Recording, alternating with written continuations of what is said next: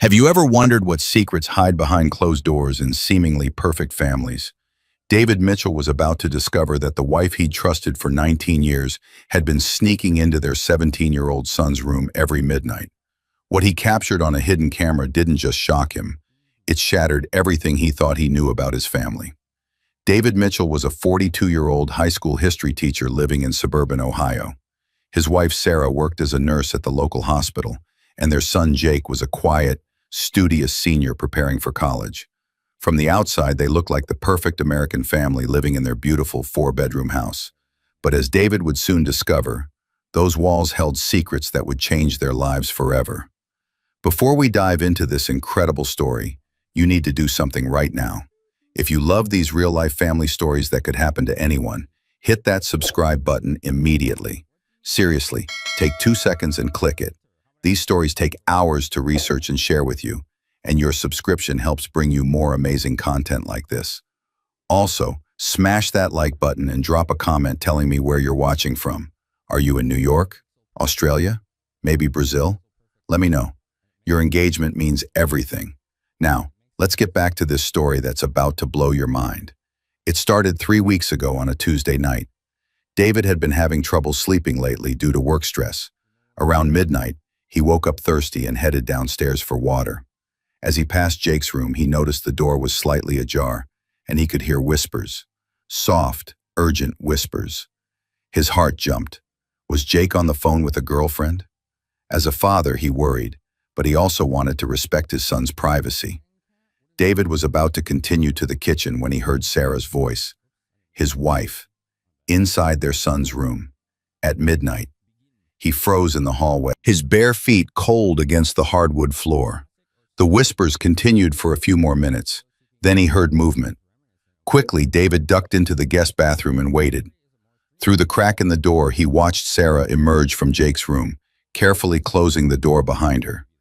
She looked both ways down the hallway, like she was checking if anyone saw her, before tiptoeing back to their bedroom. David's mind raced. Why would Sarah sneak into Jake's room at midnight? And why did she look so secretive about it? He tried to brush it off. Maybe Jake was sick. Maybe he'd asked her for medicine or needed to talk about something. But the way she'd checked the hallway, the way she'd moved so carefully, it didn't sit right with him. The next morning at breakfast, David watched them both carefully. Jake picked at his pancakes, quieter than usual. He'd always been an introverted kid, but lately he seemed even more withdrawn. Dark circles shadowed his eyes, and he barely looked up from his plate. "You okay, champ?" David asked, trying to sound casual. Jake nodded without meeting his eyes. "Yeah, Dad, just tired. Lots of homework." Sarah jumped in quickly. "College applications are stressful, honey. Jake's been working so hard." She gave David a smile, but it didn't reach her eyes. "Right," David said slowly, watching her pour more orange juice into Jake's glass with shaking hands. That night, David made a point to stay awake. At 11:47 p.m., he heard the bedroom door creak open. Sarah slipped out of bed, and David kept his eyes closed, listening to her footsteps pad down the hallway. A few minutes later, he heard Jake's door open and close softly. This wasn't a one-time thing. This was a pattern. For the next 4 nights, the same thing happened. Around midnight, Sarah would leave their bed and spend 15 to 20 minutes in Jake's room. Every morning, they both acted like nothing was wrong, but David could feel the tension at breakfast, thick enough to cut with a knife. David's imagination went wild. Was Jake in trouble? Drugs?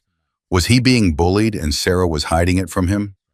Worse thoughts crept in, thoughts he hated himself for having. What if something inappropriate was happening? No, he couldn't even entertain that. Sarah was a loving mother. But then why all the secrecy? David tried confronting Sarah on Friday night. "Hey, is everything okay with Jake?" he asked as they got ready for bed. "Of course," she said quickly. Too quickly. "Why do you ask?" "He just seems off lately, distant. It's senior year, David. He's stressed about college, about leaving home. It's normal." She kissed his cheek and climbed into bed, ending the conversation. But David knew it wasn't normal, and he knew Sarah was lying to him. That weekend, David made a decision. He didn't want to spy on his own family, but he needed to know what was happening in his house. On Monday morning, after Sarah left for her shift at the hospital and Jake went to school, David drove to an electronics store 30 minutes away, far enough that he wouldn't run into anyone he knew. "I need a small, discreet security camera," David told the young sales clerk. "For home security?" the clerk asked. "Something like that," David replied, his stomach churning with guilt. The clerk showed him several options, and David settled on a tiny camera with night vision and motion detection that could connect to his phone. His hands trembled as he paid cash. He didn't want this purchase showing up on their joint credit card statement. That afternoon, while the house was empty, David installed the camera on Jake's bookshelf, hidden behind a row of textbooks. It had a clear view of the door and most of the room. He tested it on his phone. The image was crystal clear, even in the dark. David felt sick doing this. What kind of father spies on his family? But what kind of husband lets his wife sneak around in the middle of the night without answers? That night, David lay in bed with his phone under his pillow, waiting. At 11:52 p.m., he felt Sarah shift beside him. The motion detection alert buzzed silently on his phone. He watched as she got up and left the room. David's phone screen glowed in the darkness. He opened the app with shaking hands. The night vision showed Jake's room in eerie green and black. The door opened and Sarah entered. Jake was sitting up in bed, and even through the grainy footage, David could see tears on his face. Sarah sat on the edge of his bed and pulled him into a hug. Jake clung to her like a small child, his shoulders shaking with sobs. They were talking, but the camera had no audio. David watched as Sarah wiped Jake's tears, stroked his hair, and rocked him gently. This went on for 18 minutes. Finally, she laid him back down, kissed his forehead, and left the room. If you're still watching at this point, drop a comment with, "I'm enjoying this story." Let's see who's truly following this beautiful story. David was more confused than ever. His son was clearly in emotional distress. But why was Sarah hiding this from him? Why didn't she tell him Jake was struggling? Why meet in secret in the middle of the night? The next night, the same thing happened, and the night after that. Each time, David watched through his phone as Sarah comforted their crying son. It was breaking his heart, not just to see Jake in pain, but to realize he'd been completely shut out of whatever crisis his family was facing. On Thursday night, David couldn't take it anymore. When Sarah got out of bed at midnight, he waited exactly 2 minutes. Then he got up and walked straight to Jake's room. He didn't knock, he just opened the door. They both froze. Sarah was sitting on Jake's bed, holding him, and Jake's face was buried in her shoulder. The lamp on his nightstand cast long shadows across the room, making the scene look almost surreal. "David!" Sarah gasped, pulling away from Jake. "Dad," Jake whispered, his voice broken and small. "Someone want to tell me what's going on?" David's voice came out harder than he intended. "I've been watching you two sneak around for weeks now." Sarah's face went pale. "You've been watching us?" "Every night, Sarah. Every single night you leave our bed to come in here. And nobody thinks I deserve to know why?" Jake looked down at his hands, tears streaming down his face. Sarah stood up, positioning herself between David and Jake, like she was protecting their son. From him, his father. "David, please." "No," David cut her off. "I'm done with the secrets. I'm done being shut out of my own family. What is happening?" The silence that followed felt like an eternity. Jake's quiet sobs were the only sound in the room. Finally, Sarah took a deep breath, and David could see her hands trembling. "Sit down, David," she said softly. "We need to talk." David sat down in Jake's desk chair, his heart pounding so hard he could hear it in his ears. The room suddenly felt smaller, the walls closing in. Sarah remained standing, her arms wrapped around herself like she was physically holding herself together. "Jake," she said gently, turning to their son. "Do you want to tell him, or should I?" Jake looked up, his eyes red and swollen from crying. He looked so young in that moment, so vulnerable, that David's anger began to dissolve into something else. Fear. Something was really deeply wrong. "I'll tell him," Jake said, his voice barely above a whisper. He took a shaky breath, and David leaned forward, his entire body tense with anticipation. Dad, I, I've been having panic attacks. Of all the things David had imagined over the past weeks, drugs, bullying, depression, even worse scenarios he didn't want to name, this wasn't it. Panic attacks? Since when? Since September, maybe longer, I don't know. Jake wiped his eyes with his sleeve, leaving wet streaks across his face. They happen at night mostly. I wake up and I can't breathe, and my heart is racing, and I feel like I'm dying.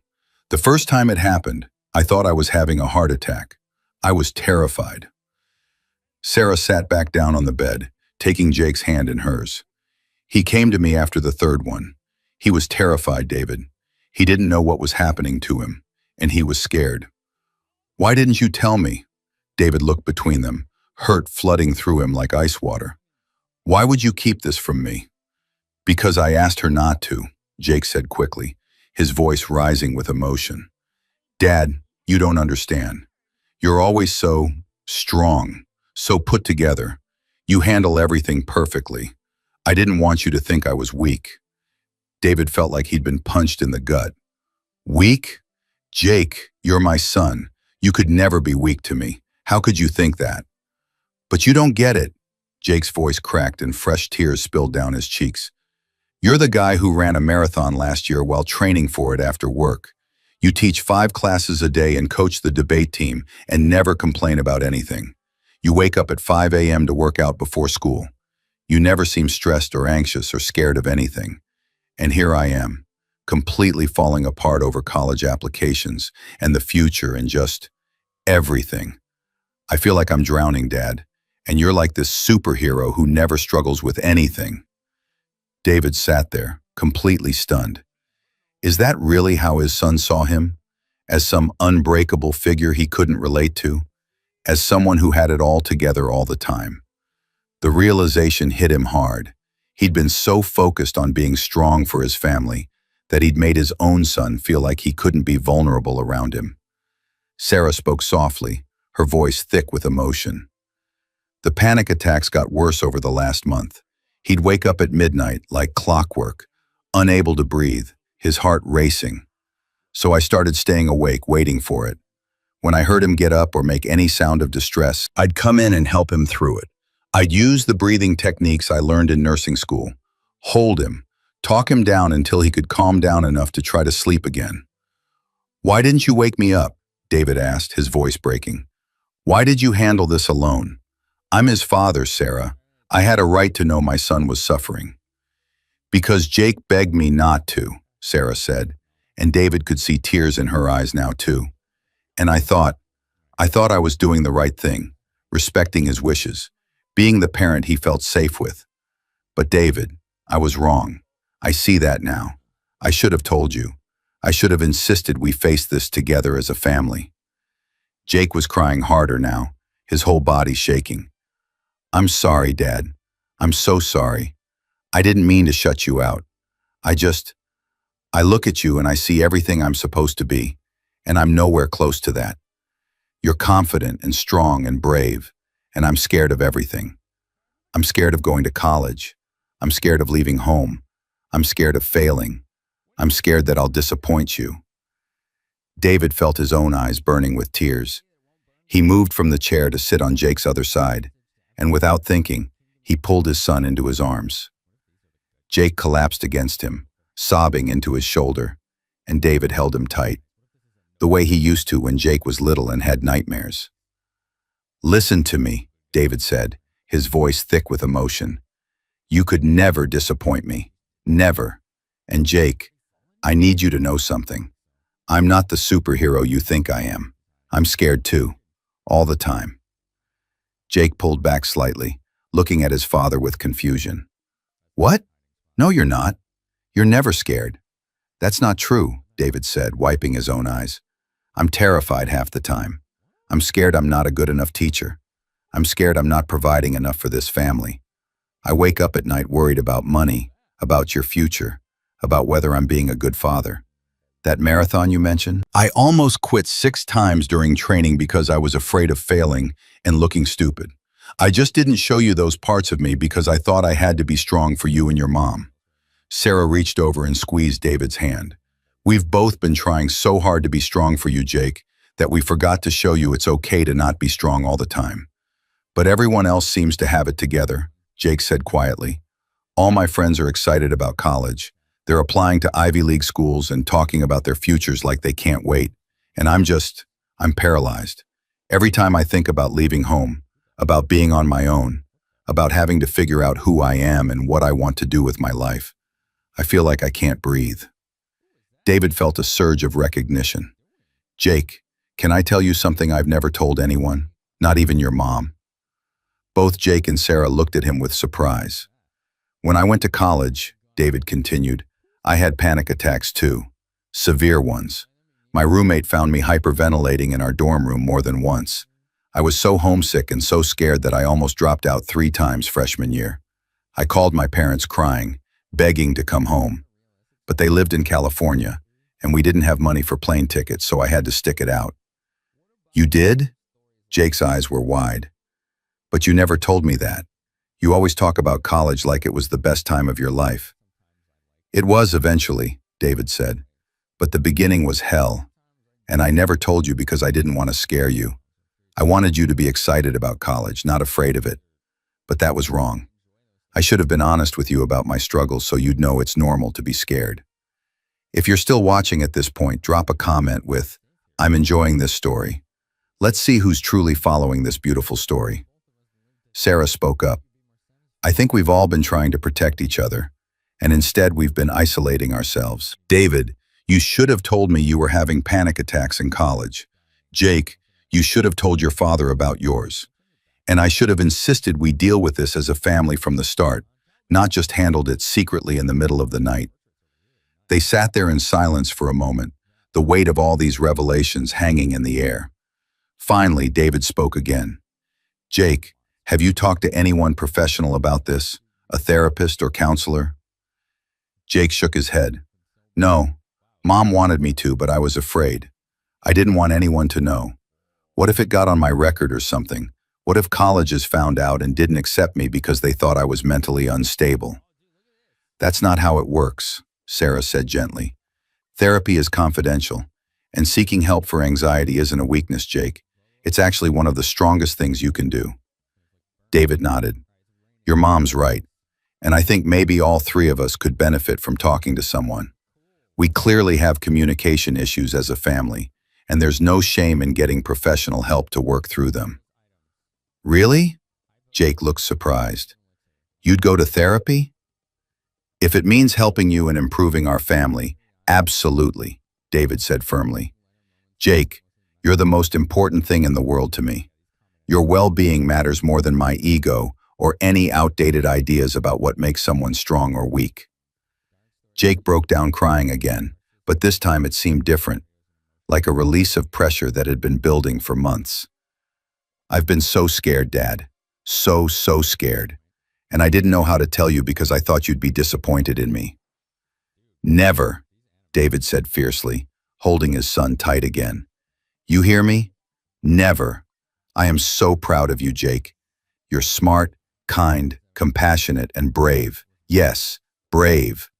Dealing with panic attacks every night and still getting up every day to go to school and do your work, that takes incredible courage.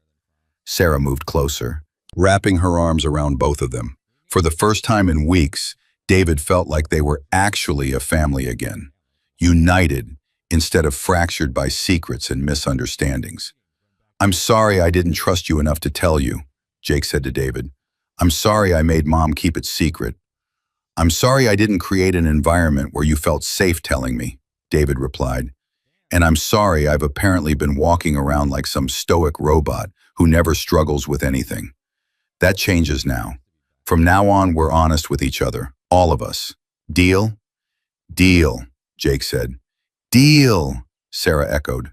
They stayed there in Jake's room for another hour just talking. David and Sarah told Jake about their own anxieties and fears, the times they'd struggled, failed, felt overwhelmed. David told stories from his teaching career about lessons that went horribly wrong, about times he'd embarrassed himself in front of students, about the constant imposter syndrome he felt, wondering if he was actually any good at his job.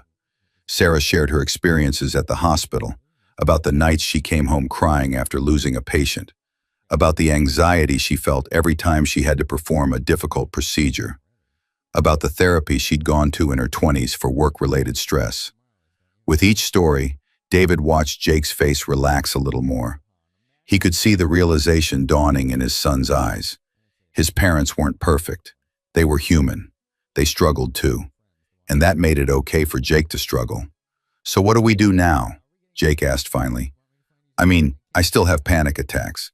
They're not just going to go away because we talked." "No, they won't," Sarah said. "But now we face them together. Tomorrow, we make an appointment with a therapist. We find someone who specializes in anxiety disorders in teenagers, and we work through this as a family. And in the meantime," David added, "if you wake up at midnight with a panic attack, you wake me up too, not just Mom. Both of us. We're a team, and we're going to get through this together." "But Dad, you have to teach in the morning. I don't want to keep you up." "Jake, look at me," David said seriously. "You are more important than sleep. You are more important than work. You are more important than anything else in my life. If you need me at midnight, at 3 a.m., whenever, you wake me up. Promise me." Jake nodded, fresh tears sliding down his face. "I promise." "Good," David said, pulling him close again. "And one more thing. I'm going to do better at showing you my own struggles and fears. No more pretending I have it all together. Deal?" "Deal," Jake said, a small smile finally appearing on his tear-streaked face. As they finally said goodnight, and David and Sarah returned to their bedroom, David felt emotionally exhausted but somehow lighter. The secrets were out. The truth was exposed. And while they had a long road ahead of them in helping Jake through his anxiety, at least now they were walking it together. "I'm sorry," Sarah said as they climbed back into bed. "I should have told you from the beginning." "I'm sorry too," David replied. "I should have been more approachable. I should have shown Jake and you that it's okay to not be okay." They lay there in the darkness, holding hands. "We're going to get through this," Sarah whispered. "Yes," David agreed. "We are." The next morning was a Saturday, and David woke up with a sense of purpose he hadn't felt in weeks. No more secrets, no more pretending. Today, they started fixing things. Over breakfast, pancakes, Jake's favorite, David broached the subject that had been on his mind. "So, I was thinking, why don't we all call out of our responsibilities today and spend it together? Sarah, can you see if someone can cover your shift? And Jake, your homework can wait one day." Jake looked surprised but pleased. "Really? Just hang out as a family?" "Really," David confirmed. "I think we need it. What do you say?" Sarah smiled, already reaching for her phone. "I'll call the hospital." After a few phone calls, their Saturday was cleared. David suggested they go for a hike at the state park 20 minutes away, something they used to do regularly when Jake was younger but hadn't done in years. As they walked the familiar trails, David made a conscious effort to be more open. When they reached a steep incline, instead of powering through it like he normally would, he stopped halfway up, breathing hard. "Man, I'm out of shape," he said, leaning against a tree. Jake looked at him with surprise. "Dad, you work out every morning." "Yeah, but apparently not enough," David laughed. "Getting old is rough, kiddo. My knees hurt, I'm winded from a hill that wouldn't have fazed me 10 years ago, and I'm pretty sure I pulled something in my back getting out of bed this morning." It was a small thing, but David saw Jake relax a little. His invincible father wasn't so invincible after all. They had lunch at a diner they'd frequented when Jake was little. Over burgers and milkshakes, Sarah brought up the topic of therapy. "I did some research last night," she said, pulling out her phone. "There's a therapist about 15 minutes from here who specializes in anxiety and panic disorders in teens and young adults. Dr. Rebecca Martinez. She has excellent reviews, and she's taking new patients." Jake picked at his fries nervously. "What if I don't know what to say to her? What if she thinks I'm just being dramatic?" "Then she's not a good therapist and we'll find someone else," David said firmly. "But Jake, I don't think you're being dramatic. What you're experiencing is real and valid. Panic attacks are a medical condition, not a character flaw. Your dad's right, Sarah added, and therapy isn't about having all the answers. It's about having a safe space to figure things out with someone who's trained to help you. Jake was quiet for a moment, then nodded. Okay, I'll try it. But can one of you come with me, at least to the first appointment? Of course, David and Sarah said in unison. If you're still watching at this point, drop a comment with, I'm enjoying this story. Let's see who's truly following this beautiful story. That evening, they watched a movie together, something else they hadn't done as a family in months. Halfway through, David's phone buzzed with a work email. Normally, he'd check it immediately, but this time he silenced his phone and set it face down on the coffee table. Everything okay? Sarah asked. Just work, David said. It can wait. This is more important.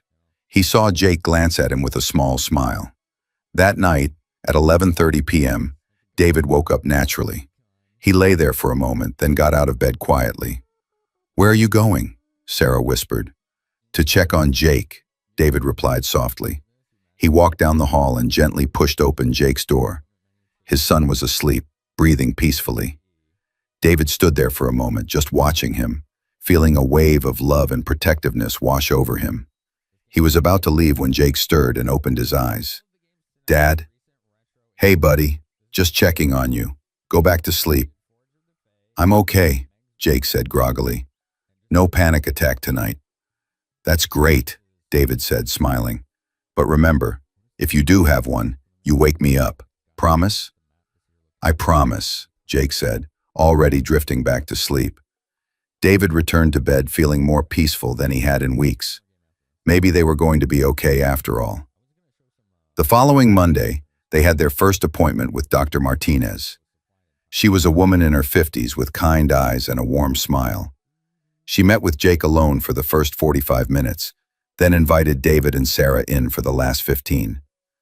Jake has agreed to let me share some things with you, Dr. Martinez said. First, I want you to know that what he's experiencing is very common. Anxiety disorders affect millions of teenagers, especially during major life transitions like senior year of high school. The good news is that with proper treatment, which usually includes a combination of therapy and sometimes medication, most people see significant improvement. Medication? David asked, concerned. It's an option we can explore if therapy alone isn't enough, Dr. Martinez explained.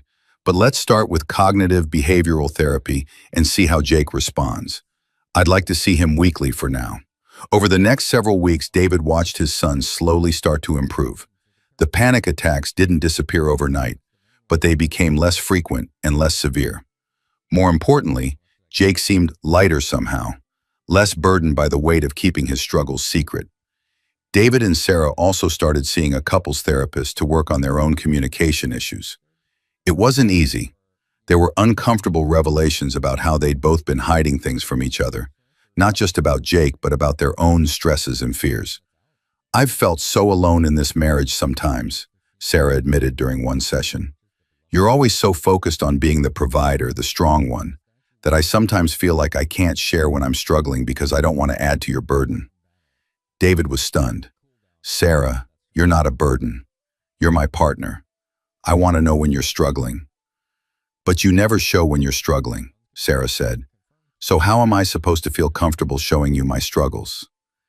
It was a painful realization, but an important one. David had been so focused on being strong for his family that he'd inadvertently made them feel like they couldn't be vulnerable around him. Things began to change in the Mitchell household. David started being more open about his bad days at work, his frustrations, his fears. Sarah started speaking up when she needed help or support instead of shouldering everything alone. And Jake slowly started opening up more about his feelings and anxieties. One night in early December, David came home from work looking stressed. Jake was at the kitchen table doing homework. Rough day, Dad? Jake asked. David paused. His instinct was to say, it's fine, and move on. But that was the old David.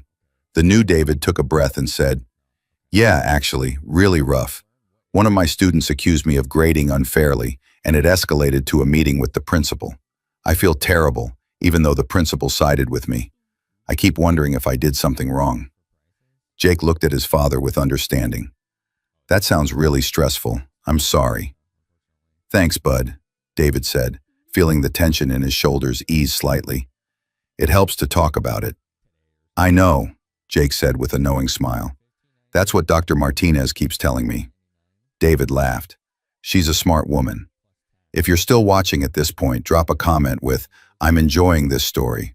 Let's see who's truly following this beautiful story. By mid-December, Jake had narrowed down his college choices to 3 schools, all within 2 hours of home. During a family dinner, he shared his decision. I know everyone expects me to go to some prestigious school far away, Jake said nervously. But I think I need to stay closer to home, at least for undergrad. I'm not ready to be across the country. David felt a flicker of worry. Was Jake limiting himself because of his anxiety? But before he could say anything, Sarah spoke up. Jake, what matters is that you're making a choice that's right for you, not what everyone else expects. If staying closer to home feels right, then that's what you should do. Dad? Jake looked at David anxiously. David took a moment to really think about his response. Jake, I think your mom's right. A year ago, I might have pushed you to consider schools further away because I thought that's what you were supposed to do. Leave home, be independent, have the college experience. But I've learned a lot these past few months. There's no one right way to do anything. If you're going to thrive closer to home, then that's the best choice for you. You can always transfer later if you want, or go far away for grad school. Life isn't a race. Jake's face lit up with relief. Really? You're not disappointed? Not even a little bit, David said honestly. I'm proud of you for knowing yourself well enough to make the choice that's right for you, regardless of what anyone else might think. That night, after Jake had gone to bed, Sarah curled up next to David on the couch. You handled that really well, she said. I meant it, David replied. I've been doing a lot of thinking lately about expectations. The ones I put on Jake, the ones I put on myself, the ones I put on you. I think I've been so caught up in having a certain vision of what our family should look like that I forgot to appreciate what our family actually is. What do you mean? Sarah asked. I mean, I had this idea that I had to be the strong, silent provider type, that Jake should be outgoing and confident and excited about leaving home, that we should all have it together all the time. But that's not real life. Real life is messy and complicated, and people struggle, and that's okay. That's normal. Sarah smiled and kissed his cheek. I'm glad you figured that out, even if it took a hidden camera and a midnight confrontation to get there. David laughed. Yeah, not my finest moment, installing a spy camera in my son's room. But it led to something good, Sarah said. Sometimes you have to break before you can heal.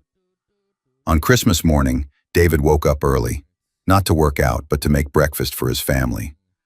As he stood in the kitchen flipping pancakes, he reflected on how much had changed in just a few months. His relationship with Jake was stronger than ever. They talked now, really talked, about everything from school stress to fears about the future to Jake's therapy sessions. David had even shared some of his own anxiety with Jake, and they'd bonded over having similar struggles. His marriage with Sarah felt renewed. They'd started having weekly check-in dates where they talked openly about their feelings, their stresses, their needs. No more assumptions, no more hiding. And David himself felt different, lighter, more authentic. He'd stopped trying to be perfect and started trying to be present. He still worked out in the mornings, but he also didn't beat himself up if he skipped a day because he was tired.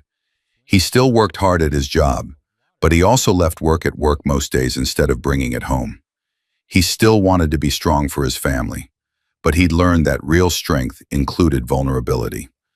Jake came downstairs in his pajamas, looking sleepy but happy. Merry Christmas, Dad. Those pancakes smell amazing. Merry Christmas, son, David replied, sliding a stack onto a plate. How'd you sleep? Good, actually. No panic attacks in over a week. That's great, Jake. Really great. Sarah appeared a moment later, and they sat down together for breakfast. As David looked around the table at his family, Imperfect, struggling, but together and honest. He felt a profound sense of gratitude. "I want to say something," David said, and Sarah and Jake looked at him. "I know this year has been hard, really hard, but I'm grateful for it. I'm grateful that everything came to light, even though the way it happened wasn't ideal. I'm grateful that we're learning to be honest with each other, and I'm grateful for both of you. You're the best thing that ever happened to me, and I don't say that enough." Sarah reached over and squeezed his hand, tears in her eyes. Jake looked down at his plate, clearly emotional. "I'm grateful too," Jake said quietly. "I know I put you guys through a lot, but I feel like we're actually a family now, you know? Like a real family that talks about real things instead of just pretending everything's fine all the time." "That's exactly what we are," Sarah said, "and I'm grateful for that too, for both of you, for our messy, imperfect, honest, real family." They spent Christmas Day together, playing board games, watching movies, and just being present with each other. No phones, no work, no distractions. Just family. That night, as David and Sarah were getting ready for bed, David noticed the hidden camera was still on Jake's shelf, buried behind books where his son had never discovered it. "I should probably remove that," David said, pointing to it. "Probably," Sarah agreed, "though in a weird way, I'm glad you put it there. It forced us to confront what we'd been avoiding." "Still feel guilty about it, though," David admitted. "We all made mistakes," Sarah said. "What matters is that we learned from them." David nodded, making a mental note to remove the camera the next day. He didn't need it anymore. His family wasn't hiding anything from him now. As he lay in bed that night, David's mind drifted to that night weeks ago, when he'd first seen Sarah sneaking into Jake's room. He'd been so scared, so angry, so hurt. He'd imagined the worst. But the truth, that his son was struggling with anxiety and his wife was trying to help, had been both heartbreaking and ultimately healing. Life hadn't become perfect. Jake still had panic attacks sometimes. David still struggled with work stress. Sarah still felt overwhelmed with her job at the hospital. But they faced these challenges together now, as a team, with honesty and openness. And that, David realized, was what made a family strong. Not the absence of problems, but the willingness to face them together. 3 months later, Jake received his college acceptance letters. He chose a state university 90 minutes from home, close enough to come home on weekends if he needed to, far enough to have his own independence. "Are you excited?" David asked him the day they paid the enrollment deposit. "Yeah," Jake said, and David could see he meant it. "I mean, I'm still nervous, but Dr. Martinez and I have been working on coping strategies, and knowing that you and Mom are just a phone call away makes it feel less scary." "We're always just a phone call away," David assured him, "or a drive away, whatever you need." "I know," Jake said, "and that makes all the difference." As David watched his son walk away, heading upstairs to tell his friends the news, he felt a wave of pride. Not because Jake was going to college, though that was wonderful, but because Jake had faced his fears, asked for help, and was learning to manage his anxiety in healthy ways. That night, after Jake had gone to bed, David and Sarah sat on their back porch, looking at the stars. "Remember that night you caught me sneaking out of Jake's room?" Sarah asked. "How could I forget?" David laughed. "I thought my whole world was falling apart." "In a way it did," Sarah said thoughtfully, "but something better was built in its place." David nodded. "Yeah, something real, something honest." They sat in comfortable silence for a while, just being together. "You know," David said eventually, "I've been thinking, maybe I should talk to some of my students about mental health. Not preach or anything, just be open about the fact that it's okay to struggle, that asking for help is strength, not weakness." "I think that's a great idea," Sarah said. "Kids need to hear that from adults they respect." "Maybe I'll start a mental health awareness club at school," David mused. "Get students talking about these issues."